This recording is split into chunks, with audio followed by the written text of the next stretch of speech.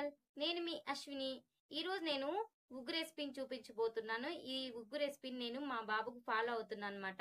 ఇది వాడికి పెట్టిన తర్వాత వాడిలో చాలా డిఫరెన్స్ వచ్చింది. స్ట్రాంగ్ అయ్యాడు, యాక్టివ్గా కూడా అయ్యాడు, బాగా యాక్టివ్ అయ్యాడు. వాడికి వెయిట్ గెయిన్ కూడా వచ్చిందనమాట. ఈ ఉగ్గు రెసిపీని కంపల్సరీ మిస్ అవ్వకుండా ఎండ్ వరకు చూడండి. ఈ వీడియోని మీరు స్కిప్ చేయకుండా చూడండి. మీరు స్కిప్ చేయకుండా చూస్తేనే మీకు ఇన్ఫర్మేషన్ అనేది తెలుస్తుంది, లేకపోతే మధ్యలో ఇన్ఫర్మేషన్ మిస్ అయిపోతారు. చిన్న చిన్న టిప్స్ పాటిస్తే చాలు. కంప్లీట్ ప్రాసెస్ ఎండ్ వరకు చూడండి.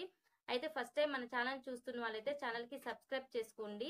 బెల్ ఐకాన్ క్లిక్ చేయడం మాత్రం మర్చిపోవద్దు. బెల్ ఐకాన్ క్లిక్ చేస్తే మీకు నెక్స్ట్ వీడియోస్ నోటిఫికేషన్స్ అనేవి వస్తాయి. లేట్ చేయకుండా వీడియోలోకి వెళ్ళిపోదాం. ఫస్ట్ మనము ఉగ్గు చేయటానికి కావలసిన పప్పులు, డ్రై ఫ్రూట్స్ అన్నీ తీసుకోవాలి.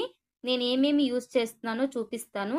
మీరు వీడియోలో చూస్తున్నారు కదా, ఎర్రకందిపప్పు, శనగలు, ఉలవలు, శనగిత్తనాలు, సద్దలు, పెసలు, రాగులు, జొన్నలు, అలసందలు, కందిపప్పు, జీడిపప్పు, బాదం పప్పు, రైసు, గుమ్మడి విత్తనాలు. ఈ విత్తనాలన్నీ సేమ్ క్వాంటిటీలో తీసుకోవాలి. ఇవన్నీ నేను 100 గ్రామ్స్ అలా తీసుకున్నాను.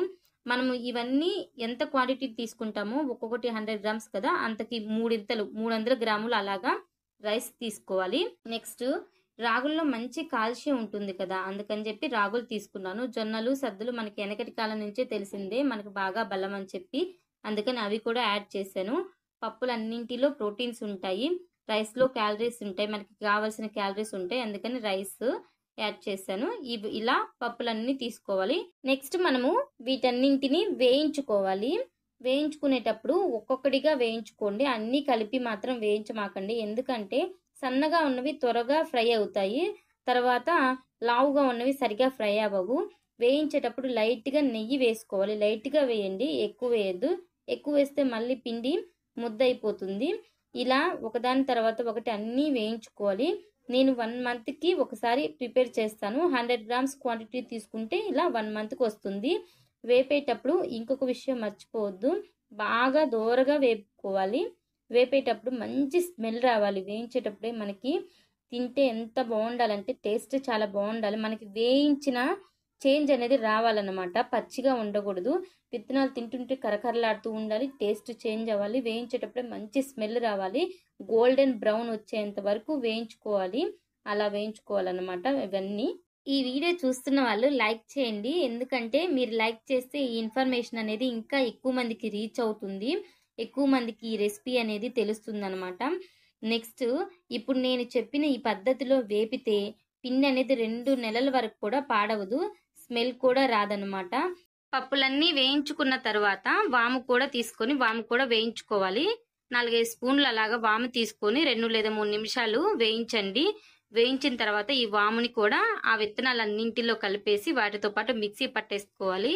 వాము కంపల్సరీ యూజ్ చేయాలి. వాము యూజ్ చేయకపోతే పిల్లలకి డైజెషన్ ప్రాబ్లం వస్తుంది, డైజెషన్ కి బాగా ఉపయోగపడుతుంది, అందుకని వాము యూజ్ చేయాలి. ఇలా అన్ని వేయించుకున్న తర్వాత మిక్సీ పట్టుకోవాలి. మిక్సీ పట్టి జల్లెడ పట్టుకోవాలి.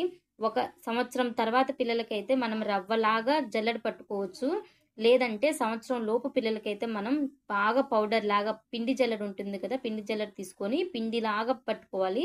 రవ్వలాగా పడితే ఎందుకంటే కొంచెం సరిగా అరగదు సంవత్సరం లోపు పిల్లలకి, అందుకని మెత్తటి పిండిలాగా జల్లెడ పట్టుకోవాలి. అయితే ఈ ఉగ్గు పిండి మనకి ఇంకా రెడీ అయిపోయింది. నెక్స్ట్ మనము ఉగ్గు ఎలా వండాలో చూపిస్తాను. 1 గిన్నె తీసుకొని అందులో 2 లేదా 3 స్పూన్లు లేదా 1 స్పూన్ ఎంత కావాలంటే అంత ఉగ్గు పిండి వేసుకొని అందులో వాటర్ యాడ్ చేసుకోవాలి. వాటర్ ఎలా యాడ్ చేసుకోవాలో నేను చూపిస్తున్నాను కదా, ఎక్కువ వాటర్ యాడ్ చేయండి. మరీ ఎక్కువ కాదు, మరీ తక్కువ కాదు, తిక్కుగా కాకుండా తిన్నుగా ఉండేలాగా మనం ఇట్లా కలిపిన తర్వాత స్పూన్తో చూపిస్తున్నాను కదా, ఇలా పల్చగా ఉండేలాగా వాటర్ యాడ్ చేసుకోవాలి. నెక్స్ట్ మనం దీన్ని పొయ్యి మీద పెట్టి వండుకోవాలన్నమాట. స్టవ్ మీద పెట్టేసి మనం ఈ ఉగ్గు కంప్లీట్గా ఉడికేంత వరకు మనం కలుపుతూనే ఉండాలి. కలపకపోతే ఉండలుగా అవుతుంది, జావలాగా చేసుకోవాలన్నమాట. అందుకని చెప్పేసి ఉడికేంత వరకు ఇది తిప్పుతూనే ఉండాలి మనం స్పూన్ తోటి. ఫస్ట్ పొంగొస్తుంది, తర్వాత టకటకా ఉడుకుతుంది. నేను వీడియోలో చూపిస్తున్నాను కదా, ఇలా టకటకా ఉడికేంత వరకు ఉడికించుకోవాలి. అయితే మనకి ఇంకా ఉగ్గు రెడీ అయిపోయింది. మీరు కూడా ఇలా ట్రై చేసి కామెంట్ రూపంలో చెప్పండి ఎలా ఉంది అని చెప్పేసి. కంపల్సరీ మీకు ఈ వీడియో నచ్చుతుంది అని అనుకుంటున్నాను. వీడియో నచ్చితే లైక్ చేయడం మాత్రం మర్చిపోవద్దు. మీ ఫ్రెండ్స్కి, ఫ్యామిలీ మెంబర్స్కి కూడా షేర్ చేయండి. నెక్స్ట్ వీడియోతో మళ్ళీ కలుద్దాము.